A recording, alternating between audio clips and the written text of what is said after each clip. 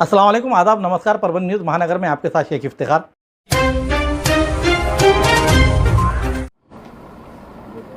शिवसेनेसोबत आल्यानंतर अमित भाईंना सदिच्छा भेट म्हणून आम्ही त्यांचे आशीर्वाद घ्यायला गेलो होतो आणि त्याचबरोबर या खासदारांच्या मतदार क्षेत्रातल्या विकास कामांचे काही प्रस्ताव, काही पत्र देखील या ठिकाणी दिलेली आहेत आणि त्यामध्ये अनेक प्रश्न असतील, सिंचनाचे असतील, मराठवाडा, कृष्णा मराठवाडा सिंचन प्रकल्प असेल, रेल्वेचे काही प्रश्न असतील, त्याचबरोबर रस्त्यांचे काही प्रश्न असतील आणि काही वेगवेगळ्या प्रकारचे प्रत्येकाच्या मतदारसंघातले विषय होते आणि सर्व विषय कृषी विभागाचे काही प्रस्ताव होते, पंतप्रधान आवास योजनेतले काही होते, नगर विकास विभागातले जिथे नगरपालिका महापालिका आहेत त्यांचे विषय होते, ग्रामविकासाचे देखील होते। त्याचबरोबर जे मनरेगा जीरामजी चे गावातल्या ज्या सुविधा असतात त्याबद्दल देखील मी अगदी तुम्हाला डिटेलमध्ये सांगत नाही, परंतु एकंदरीत प्रत्येकाच्या मतदारसंघातले विकासाचे विषय तिथे त्याची पत्रही आदरणीय गृहमंत्री अमित भाईंना दिली आणि त्याच्याबद्दल सविस्तर चर्चाही झाली आणि सकारात्मक चर्चा झाली आणि अमित भाईंनी सांगितलं देखील की पार्लमेंट सेशनमध्ये संबंधित मंत्र्यांना बोलवून, आमच्या खासदारांना बोलवून, खासदार डॉक्टर श्रीकांत शिंदे आणि हे मिळून त्याचं कॉर्डिनेट करतील आणि त्यांच्या प्रश्नांना न्याय मिळेल अशी अतिशय साधक बाधक पॉझिटिव्ह चर्चा झाली आणि चांगली चर्चा झाली। कारण शेवटी जे खासदार सोबत आलेले आहेत त्यांच्या मतदारसंघामध्ये जनतेला न्याय देण्याचं काम त्यांना करायचं आहे आणि तसा शब्द मी देखील त्यांना दिला आणि अमित भाईंनी देखील अतिशय पॉझिटिव्ह या बाबतीमध्ये भूमिका घेतली। श्रीकांतजी यांच्याकडे आता समन्वयाची जबाबदारी असेल, यांच्यासाठी कामं दिली होती, त्याच्याबद्दल काय सांगा? श्रीकांतजी हे की पॉईंट पर्सन असतील आता या सगळ्या खासदारांसोबत, जुन्या खासदारांचे तुमचे?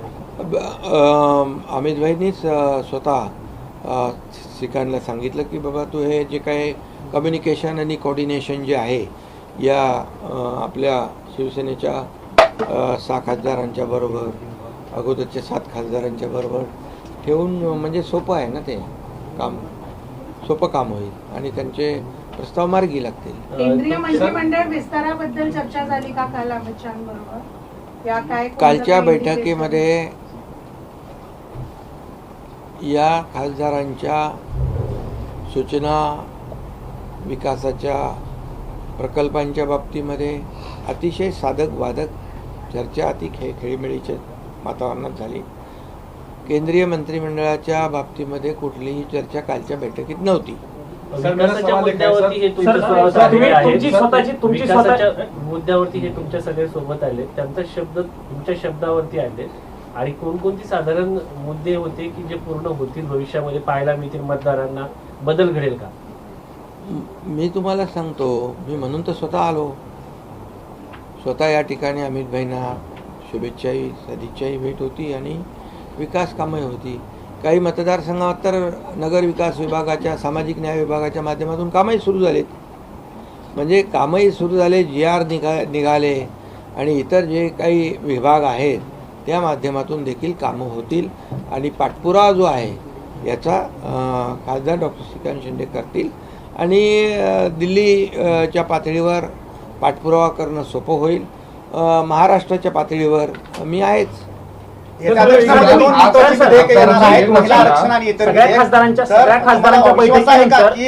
पास होतील म्हणून हे विधेयक दोन्ही सगळ्या खासदारांच्या बैठकीनंतर दोघांची स्वतंत्र बैठक झाली, त्या बैठकीत काय चर्चा झाली? मी आधीच सांगितलं की मंत्रिमंडळ विस्तार काही चर्चा काल नव्हती, पॉलिटिकल चर्चा काही नव्हती आणि ही चर्चा फक्त विकासाच्या मुद्द्यांवर होती. अधिवेशनात सर, सर 2 तुमची महत्त्वाच्या सर- बिल्स येणार आहेत, अमेंडमेंट्सच्या घटनादुरुस्ती होईल असं घटना वाटतं. दुरुस्ती वगैरे, आणि त्यात राष्ट्रवादी काँग्रेस अजित पवार शरद पवार जे आहेत ते सपोर्ट करण्याचं चर्चा होतीये. मुळात हे पास होतील का बिल? तुम्हाला वाटतंय का तुम्हाला सपोर्ट मिळेल? बिलकुल पास होतील, कारण महिला आरक्षण बिल, डिलिमिटेशनचं बिल हे आवश्यक आहे. कारण आपण पाहिलं की आता मतदारसंघ 20-20, 25-25 लाखाचे लोकसभेचे मतदारसंघ आहेत आणि हे एवढे मोठ्या मतदारसंघामध्ये विकास कामं पोहोचवणं देखील अतिशय कठीण काम आहे आणि म्हणून डिलिमिटेशनमुळे त्या भागातल्या जनतेला न्याय मिळू शकतो. आणि त्याचबरोबर महिला आरक्षण जे आहे, महिला आरक्षण देशाचे प्रधानमंत्री नरेंद्र मोदीजींनी आणलं. इतके वर्ष फक्त चर्चा होती, परंतु आरक्षण विधेयक आणण्याची हिंमत मोदी साहेबांनी केली.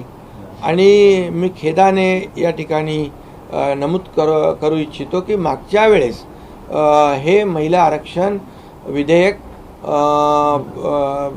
विरोधी पक्षाने हाणून पाडलं, रद्द केलं आणि त्याचा भुगताना त्यांना पश्चिम बंगालच्या निवडणुकीमध्ये भोगावा लागला. त्यामुळे आता कुठेतरी उपरती आली असेल, सद्बुद्धी आली असेल तर चांगली गोष्ट आहे आणि सर्वांनीच महिला आरक्षणाला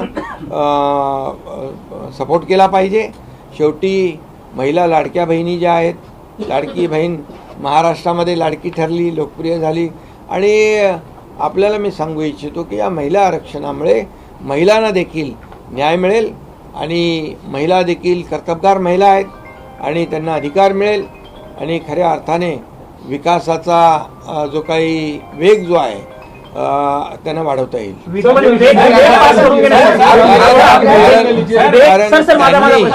त्यांनी खऱ्या अर्थाने पहिली गोष्ट, मागच्या वेळेस ज्यांनी महिला आरक्षणाला विरोध केला ते अतिशय चुकीच्या पद्धतीने चूक केलेली आहे.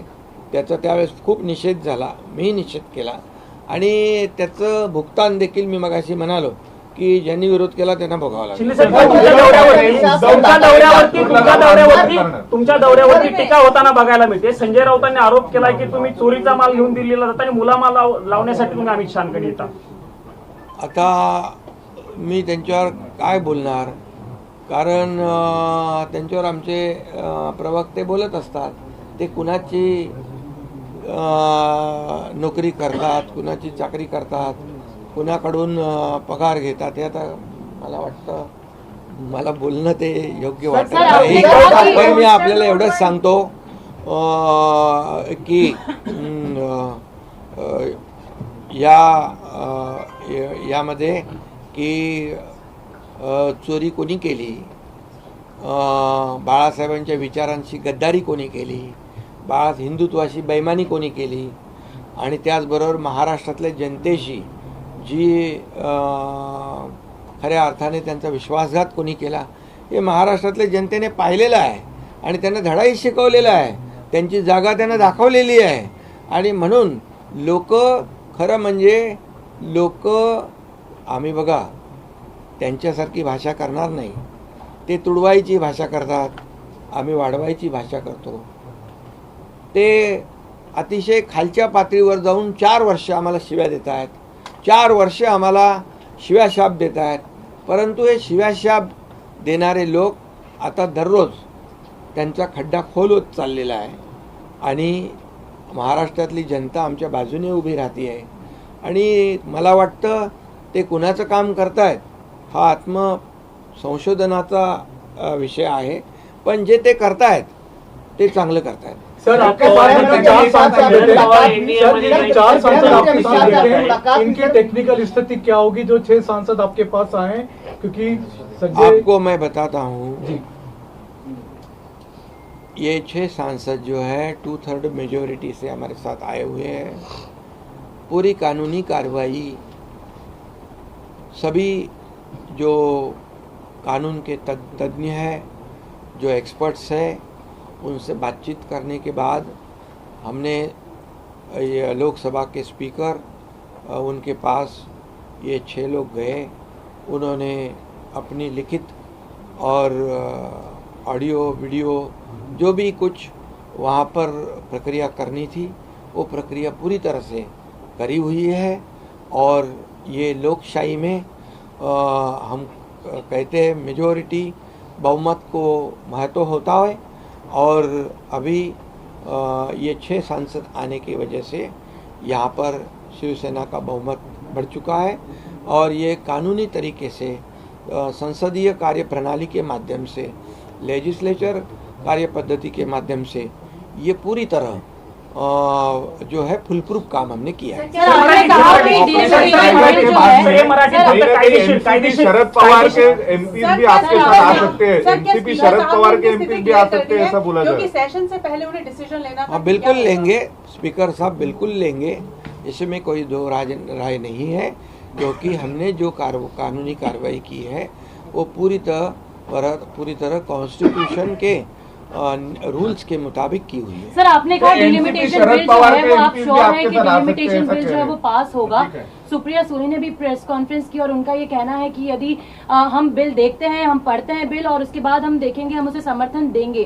तो आपको लग रहा है कि सुप्रिया सुले की जो पार्टी है वो इस बिल को समर्थन देगी? देखिए, समर्थन देंगी तो अच्छी बात है, उनका स्वागत है, लेकिन मुझे लगता है कि बहुत वो संभ्रम में है। उनको उनकी इंडिया अलायंस जो पूरी तरह गड़बड़ा गई है। इंडिया अलायंस में कोई कुछ बोलता है, कोई कुछ बोलता है, कोई क्या बोलता है। परसों बोला हुआ आज फिर उनको प्रेस कॉन्फ्रेंस लेनी पड़ती है। पिछले समय तो ये 50% वाला मामला था ही। अमित भाई ने खुद लोकसभा में कहा था कि हर राज्य में 50% सीटों में बढ़ोतरी होगी, सिर्फ भाजपा शासित या एनडीए शासित प्रदेश में नहीं होगी, पूरे देश में सभी राज्यों में 50% सीटों की बढ़ोतरी होगी। ये खुद अमित भाई ने कहा है। तो ये कहाँ से नया मामला उठा के लाए, ये कारण ढूंढ रहे हैं। लेकिन ठीक है, अच्छी बात है, अगर उनको पता चला है कि इस बिल को हम विरोध करेंगे, डिलिमिटेशन को और महिला आरक्षण को, तो लोग खिलाफ जाएंगे और पश्चिम बंगाल की तरह हमारी परिस्थिति होगी। इसलिए वो अगर करते हैं, समर्थन करते हैं तो बहुत अच्छी बात है, करना चाहिए समर्थन महिला आरक्षण को, डिलिमिटेशन को, क्योंकि मैंने पहले ही कहा कि डिलिमिटेशन के वजह से जो चुनाव क्षेत्र बढ़ेंगे, आज 20-20, 25-25 लाख, 30-30 लाख के भी चुनाव क्षेत्र है, कैसे पहुंचेंगे? और इसलिए डिलिमिटेशन और महिला आरक्षण ये दोनों बिल पास होने चाहिए। और मैं आपको कहता हूं कि विश्वास के साथ ये बिल पास होंगे और जरूर पास होंगे। तुम्ही दिल्लीत असताना तुमच्या अमित शहा सोबत भेट असताना महाराष्ट्रामध्ये राज्याचे मुख्यमंत्री देवेंद्र फडणवीस यांची जयंत पाटलांनी भेट घेतलेली आहे। चर्चा आहे प्रफुल्ल पटेल आणि सुनील तटकरे हे तिथे होते। या सगळ्या राजकीय घडामोडी प्रफुल्ल पटेल आणि सुनील तटकरे आमच्या आघाडीत आहेत, महायुतीमध्ये आहेत, ते एनडीए मध्ये आहेत। जयंत पाटील माझ्याकडेही आले होते सांगलीच्या नगर परिषदेच्या विषयावर, आणि त्यांनी त्याचा खुलासाही केलेला आहे की सांगलीच्या काही विषयांवर ते गेले होते आणि मुख्यमंत्र्यांना भेटणं काय गैर आहे का? काय चुकीचं आहे का? याचा तुम्ही फक्त राजकीय अर्थ कशाला काढता? शरद पवारांचे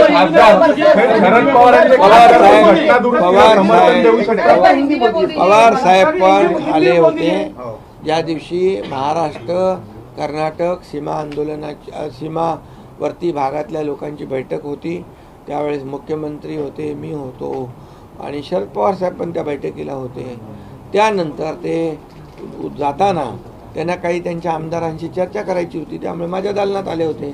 मला कळलं, माझी कॅबिनेट होती, मग मी त्यांना मला कळल्यानंतर पवार साहेब खाली बसलेले आहेत, तर मी येऊन, आमची संस्कृती आहे हो महाराष्ट्राची, शरद पवार साहेब ज्येष्ठ नेते आहेत, ते आले, त्यांना मी स्वागत केलं, ही आमची संस्कृती आहे। आता ज्यांच्याकडे बघा, ज्यांना एकच सांगतो, कशी काय म्हणजे काय होऊ शकत नाही? अरे ती काय दालनं काय आमच्या मालकीची आहेत का? ती ऐका, ते दालनात कोणी नव्हतं, कारण मी कॅबिनेटला होतो। आणि मी एकच सांगतो, ही संस्कृती आहे, परंपरा आहे. आम्ही संस्कृती जपतो, पण काही लोकांना विकृती झालेली आहे. प्रत्येक गोष्टीमध्ये विकृत भाष्य करायचं. अरे ज्या शरद पवारांचं तुम्ही खाता, ज्या शरद पवारांचे गुणगान गाता, त्यांच्या विरोधातच भूमिका घेता. ही कुठली काय इंडिया अलायन्स, ही कुठली महाविकास आघाडी? हे फार गोंधळलेले आहेत, एकदम बिथरलेले आहेत. त्यांना काय बोलतात तेही कळत नाही. त्यांच्या पायाखालची पूर्ण वाळू सरकलेली आहे आणि त्यांचा पराभव जो आहे तो दररोज होतोय. सर वो अप्रोच करेंगे तो आप उन्हें लेंगे, यदि वो अप्रोच करेंगे, यदि वो अप्रोच करेंगे शरद पवारांच्या पक्षाचं एनडीए मध्ये स्वागत करा. शरद पवारांच्या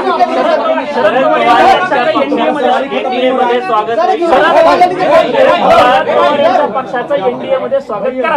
हे बघा, तुम्ही एक सांगतो, एनडीएचा निर्णय घेणारे देशाचे प्रधानमंत्री नरेंद्र मोदीजी आणि गृहमंत्री अमित भाई. त्यामुळे एनडीए मध्ये कोणाला प्रवेश द्यायचा, कोणाला सोबत घ्यायचा हा अधिकार त्यांचा आहे. पण साहेब, अलीकडच्या काळात तुमचा पक्ष महाराष्ट्रामध्ये वाढतोय. दिल्ली आए थे, आप दिल्ली आए, आप दिल्ली मौजूद है. वही महाराष्ट्र में कई एनसीपी के वरिष्ठ नेता जो शरद पवार के जयंत पाटिल वो मुलाकात करते हैं मुख्यमंत्री से. इसके क्या मायने निकलते हैं सर? अरे मैंने अभी कहा है कि मेरी जानकारी के मुताबिक अपने जयंत पाटिल जी ने मीडिया में भी कहा है कि उनकी कुछ सांगली की जो मुद्दा था उसके बारे में वो मिले. प्रफुल्ल पटेल और तटकरे तो हमारे महायुति के मेंबर है, महायुति के पार्ट है, तो जाएंगे. वो मेरे पास भी आते हैं, मुख्यमंत्री जी के पास भी जाते हैं. जयंत पाटिल भी मेरे पास आए हुए थे, कुछ काम लेके आए थे. क्या इसका मतलब क्या राजनीतिक होती है क्या बात? हर बार कोई मिला तो कोई मिलना ही नहीं चाहिए. शरद पवार जी हमारे इधर आ गए, बोले राजनीतिक बात हो गई. कितने लोगों को पेट दर्द हो गया, कितने लोगों को तो जमाल घोटे जैसा कब तकलीफ हो गया. क्या है ये? क्या है ये? आपको अप्रोच करते हैं तो क्या आप वेलकम करेंगे? किसको कौन करता है? हमारे से कोई किसी ने अप्रोच किया नहीं और न मैंने किसको अप्रोच किया. देखिए, एनडीए के हम लोग पार्ट है. एनडीए के हम बहुत ही विश्वसनीय घटक है, घटक पक्ष है शिवसेना, जो पिछले कई सालों से साथ में है. लेकिन एनडीए में किसको लेना या जोड़ना ये अधिकार किसका है? ये हमारे आदरणीय देश के प्रधानमंत्री नरेंद्र मोदी जी का है, हमारे गृह मंत्री अमित भाई का है. तो ये जो लोग हैं उसके ऊपर निर्णय लेंगे. सर, पार्टी 2/3 बहुमत से नहीं टूटी ये दावा करते हैं संजय राउत और उद्धव ठाकरे. कह रहे कि टेक्निकली जब पार्टी टूटती है तभी पार्टी का डिवीजन होता है. वो तो कोर्ट फैसला करेगा ना, वो स्पीकर फैसला करेंगे ना. स्पीकर जी के पास पूरी तरह प्रक्रिया हो चुकी है और हम कुछ भी जो भी करते हैं फुल प्रूफ करते हैं. इसका आपको अनुभव आया होगा पिछले टाइम का. शरद पवार जी का स्वागत आपने किया था. शरद पवार जी का स्वागत हम कच्चा काम करते नाही, पक्का काम करते. सर, तुमच्या पक्षाचे घोडदौड राज्यामध्ये वाढते, त्यामुळं राष्ट्रवादी जी कमजोर पडली तिला ताकद देण्याचं काम भाजप करतंय असं देखील सांगितलं जातंय. अरे बाबा, शेवटी एनडीएची ताकद वाढेल ना, महायुतीची ताकद वाढेल ना. मी त्या इंडिया अलायन्स सारखा पोटदुख्या नाही आहे. राज्यात पण मंत्रिमंडळाचा विस्तार होणार आहे. आता मी तर इकडे आहे, देवेंद्रजी आणि आमची अशी कुठली चर्चा झालेली नाही. त्यामुळे आता तुम्हीच सगळे प्रश्न तुम्हीच विचारता, उत्तरं पण तुम्हीच देता, सगळं तुमचंच चालू आहे. पण हे ऑपरेशन टायगर अडवण्याचा प्रयत्न खूप झाला होता. सर्व खासदारांना वेगवेगळ्या पद्धतीने अडवण्याचा प्रयत्न झाला अनेकांकडून. त्याविषयी काही चर्चा झाली का काल? बघा, तुम्हाला मी सांगतो, उभाटाने आणि महाविकास आघाडीने खूप अडवण्याचा प्रयत्न केला यांनी जाऊ नये म्हणून. आणि त्यामुळे परंतु त्यांनी ठामपणे निर्णय घेतला की विकासासाठी आपल्याला गेलं पाहिजे. त्याने अनुभव घेतला मागचा. अरे त्यावेळेस काही लोक म्हणाले होते एक तरी निवडून आणून दाखवा. मी म्हणालो एक निवडून नाही आला तर मी राजीनामा देईन, शेती करायला निघून जाईल. 60 माणसं निवडून आणले ना.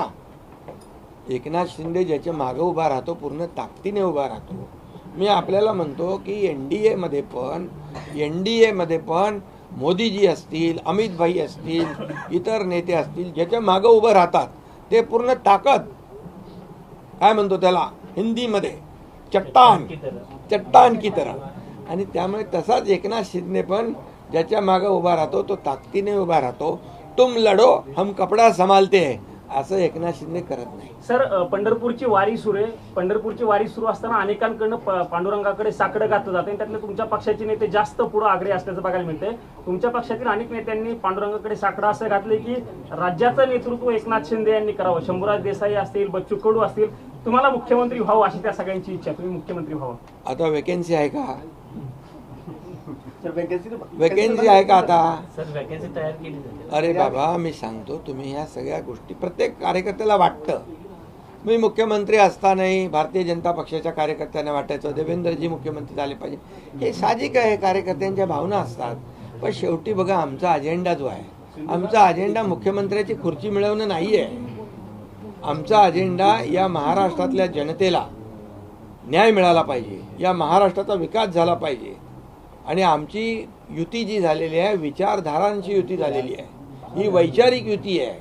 आम्ही बाळासाहेबांच्या विचारांनी प्रेरित होऊन विचार पुढे नेतोय. त्यामुळे आम्ही कधीही महायुतीमध्ये कधी असं मला काय मिळेल, तुला काय मिळेल अशा प्रकारची वृत्ती आमची नाही. आम्ही काम करणारे लोक आहोत. पुढील 5 वर्ष देवेंद्र फडणवीस मुख्यमंत्री सर, यही असतील. बात हिंदी में बता पुढील दीजिए. 5 वर्ष देवेंद्र फडणवीस हेच मुख्यमंत्री असतील राज्याचे. हिंदी में बता. देखिए, अभी मुख्यमंत्री पद की कोई वैकेंसी है क्या? कोई जगह खाली है क्या? अब देखिए, कार्यकर्ताओं की इच्छा होती है, अपना अपना पार्टी का मुख्यमंत्री होना चाहिए. इस पे ज़्यादा देखिए, मैं मुख्यमंत्री था तब भी भारतीय जनता पार्टी के लोगों को लगता था कि देवेंद्र जी मुख्यमंत्री होना चाहिए. उसमें क्या गैर मानना क्या है? हम कभी उसको कभी बुरा नहीं मानते थे कि हम सब साथी है. आज भी देवेंद्र जी मैं जब मुख्यमंत्री था 2.5 साल, देवेंद्र जी उप मुख्यमंत्री थे. हम टीम बनकर काम किए. आज वो मुख्यमंत्री है, मैं उप मुख्यमंत्री हूँ. हम हर टीम बनकर काम कर रहे हैं. आज बड़े बड़े प्रोजेक्ट को हम अंजाम दे रहे हैं.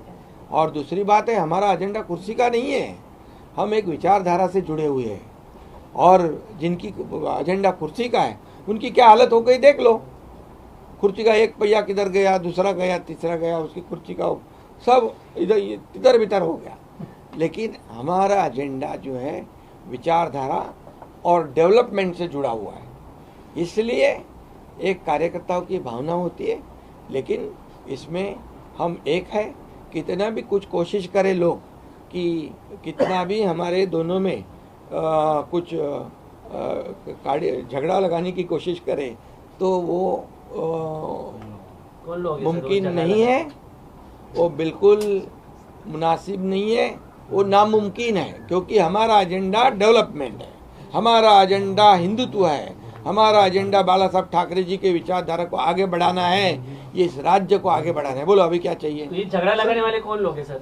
अरे विपक्ष वाले लगा रहे हैं भैया, उनको क्या हाथ में आने वाला है? सर, डिमोनेशन को आप शरद पवार की पार्टी सपोर्ट कर रही है. सर, चर्चा से जो महिला आरक्षण बिल आएगा, इसमें महाराष्ट्र की संख्या ठीक ठाक रहेगी समर्थन करने के मामले में? अगर आपकी युति को छोड़ दें तो बाकियों की अगर हम बात करें, देखिए, जो काम जो नहीं करेगा उसकी हालत पश्चिम बंगाल जैसी होगी, समझ लो.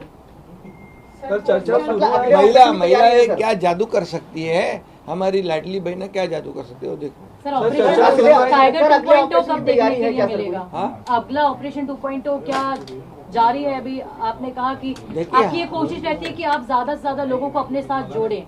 मेरी कोशिश यही है कि अच्छा काम करे. लोग जुड़ते हैं, लोग साथ आते हैं विश्वास के साथ. लोगों ने काम देखा है कि 2.5 साल का मुख्यमंत्री पद कार्यकाल का काम मेरा देखा है.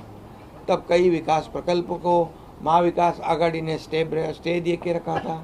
उनकी स्थगित सरकार थी, हमारी प्रगति सरकार है. उनका पैर ब्रेक पे था, हमारा पैर एक्सीलेटर पे है. हमारा विकास जोर से चालू है. इसलिए लोग आ रहे हैं, जुड़ रहे. हम किसी को तोड़ नहीं रहे. तोड़ने की भाषा वो लोग कर रहे हैं, हम जोड़ने की भाषा करते हैं, तोड़ने की नहीं. सर, चर्चा सुरू आहे की फायनान्सचा पोर्टफोलिओ पण चेंज होणार, त्याच्यावर काही निर्णय अजून? बघा, मी सरकारमध्ये आहे, अजून तरी मला माहीत नाही परंतु तुम्हाला माहीत आहे, तर तुम्हाला काय माहीत आहे ते मला सांगा. सर सर कोस्टल रोड एक सेकंड डिलिमिटेशन पे अब शरद पवार की पार्टी जो है वो समर्थन करने वाले हैं, ये बदलाव ये अचानक कितने से बार क्यों आ रहे हैं? पूछोगे? नहीं वो मराठी में हिंदी में मुझे एक बार बताइए. अरे हिंदी में एक बार हिंदी में बताइए. बता दिया. नहीं एक बार बताइए क्या बताऊँ बोला. कि सुप्रिया सुले जो है हाँ. वो सांसदों के साथ सपोर्ट करने वाले हैं डिलिमिटेशन के. और स्वागत है, अच्छा है, करना चाहिए. उन्होंने पिछले टाइम नहीं किया, गलती किया. वो महिलाओं को अपमान किया, महिला आरक्षण का अपमान किया है, और इसलिए उनको अभी कुछ अच्छी बात सोची होगी, तो अच्छी बात है. उनको मालूम है कल पिछले टाइम गलती किया, इसलिए पश्चिम बंगाल में मार खाना पड़ा. अभी ऐसे ही आगे बढ़ेंगे तो पूरी तरह मार खाएंगे. तो अच्छा है. कारला आग लागली आहे बोगद्यात, तर तुम्ही काय हे सांगणार की दुसरा मोठा ऍक्सिडेंट असं दिसत आहे, नागरिकांमध्ये पळापळ दिसते, कारण गाड्या सोडून पॅनिक सिच्युएशन. त्या ठिकाणी तिथली अग्निशमन यंत्रणा अतिशय अद्ययावत आहे, आणि दुर्दैवाने अशी घटना घडली असेल तर नक्कीच त्या ठिकाणी ती यंत्रणा जी आहे ऑटोमॅटिक ॲक्टिवेट होते, आणि त्या ठिकाणी कुठलीही जीवितहानी होणार नाही याची काळजी आमच्या लोक घेतील. सरकार एक संविधान संशोधन और लेकर आ रही है. सर सरकार एक और संविधान संशोधन लेकर आ रही है कि पीएम हो या सीएम हो या मंत्री हो, अगर वो आरोपी होते हैं, आपराधिक मामले आते हैं, तो उनकी स्वतः ही कुर्सी खत्म हो जाएगी. विपक्ष इस पे कई तरह की बात कर रहा है कि ये तो राजनीतिक दुर्भावना की वजह से लाया जा रहा है. आप किसको कैसा मानते हैं इस बिल को? कौन लाए, कभी लाए? केंद्र सरकार लाने की तैयारी में है, जेपीसी के पास है. पीएम हो या सीएम हो, अगर मामला आया तो तो देखिए अभी पीएम कौन है? मोदी जी है, बराबर है. तो जो खुद ही ऐसे बिल को लाना चाहते हैं, तो इसका मतलब उनको बेदाग है. अगर उनको इतनी भर भी कोई ऐसा डर होता कि इसके अंदर कल उठकर निर्णय लेने के बाद कुछ तकलीफ हो सकती है, तो वो क्यों लाते? 2014 वाली बात के ऊपर मैं नहीं जाने वाला था, लेकिन 2014 से पहले 2G स्पेक्ट्रम, कॉमनवेल्थ, चारा घोटाला, गोबर घोटाला, कोयला घोटाला, कितने घोटाले हर रोज बड़े पूरे फ्रंट पेज में हम वही पढ़ते थे. और इसलिए 2014 को यूपीए कांग्रेस सरकार को जनता ने हटा दिया, मोदी जी को लाया. आज मैं बताऊंगा 2014 के बाद 2026 12 साल में आज देश की प्रगति क्या नहीं हुई है.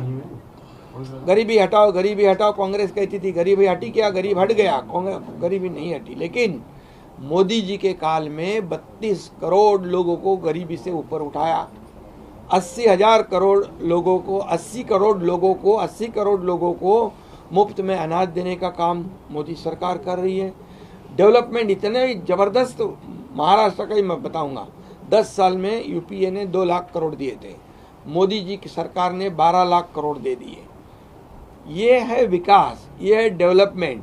और इसलिए स्वच्छ सरकार और करप्शन फ्री सरकार होना चाहिए. इसके लिए ये बिल आ सकता है, तो उसका स्वागत करना चाहिए.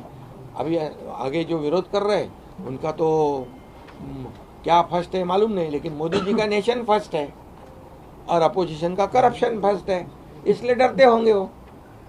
शिंदे जी, राम मंदिर को लेकर जो उद्धव शिवसेना है वो अभियान भी चला रही है कि जो हुआ है वहां पर चढ़ावा चोरी में वो गलत हुआ है.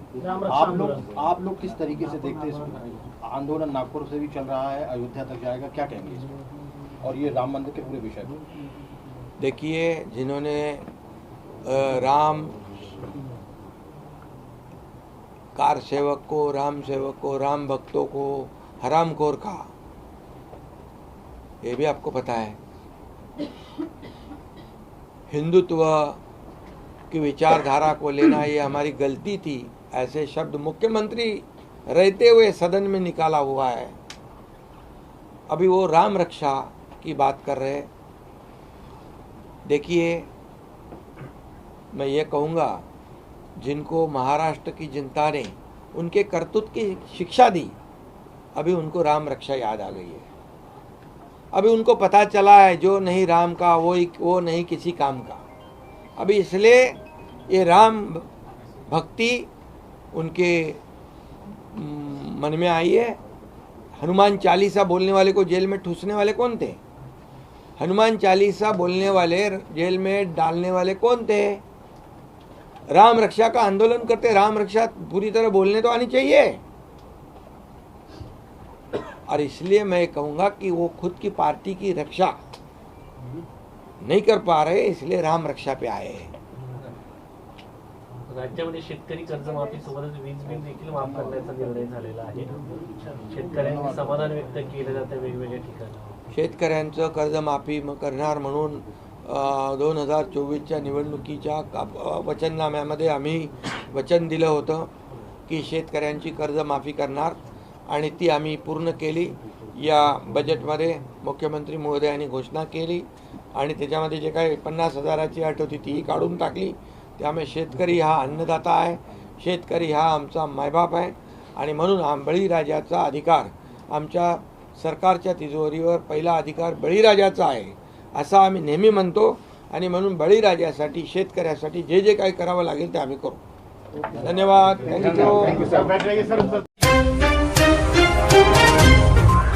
हमारी न्यूज़ आपको किस तरह पसंद आ रही है इसके बारे में लाइक करें, शेयर करें, कमेंट्स करें, सब्सक्राइब करना ना भूलें और बेल आइकन का बटन ज़रूर दबाएं ताकि हमारी ली हुई न्यूज़ सबसे पहले आप तक पहुंच सके और साथ ही साथ फेसबुक पे हमें फॉलो करें।